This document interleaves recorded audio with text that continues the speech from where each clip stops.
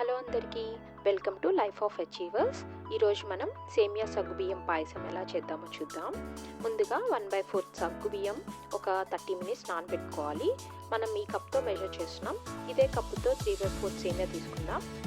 First ప్యాన్లోకి 2 table spoon నెయ్యి వేసుకొని జీడిపప్పు వేసి బాగా వేయించాలి. జీడిపప్పు బ్రౌనిష్గా వచ్చాక పక్కకు తీసుకోవాలి. మీకు ఎండు ద్రాక్ష కావాలంటే వేసుకోవచ్చు జీడిపప్పుతో పాటు. నెక్స్ట్ అదే ప్యాన్లోకి 3/4 కప్ సేమియా వేసుకొని బాగా వేయించుకోవాలి. సేమియా బ్రౌనిష్గా వచ్చాక పక్కకు తీసుకొని అదే ప్యాన్లోకి సేమ్ కప్తో 3 గ్లాసెస్ ఆఫ్ వాటర్ పోసుకోవాలి.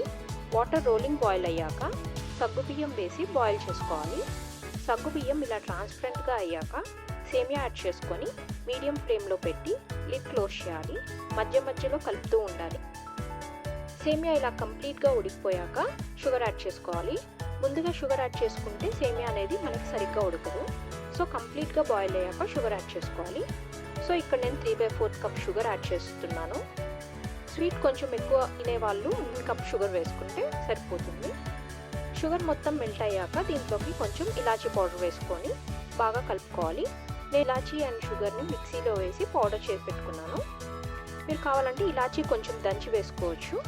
ఇప్పుడు ఇందులోకి పాలు పోసుకోవాలి. నేను ఇక్కడ పచ్చిపాలు పోస్తున్నాను. మీరు కావాలంటే కాచిన పాలు కూడా పోసుకోవచ్చు.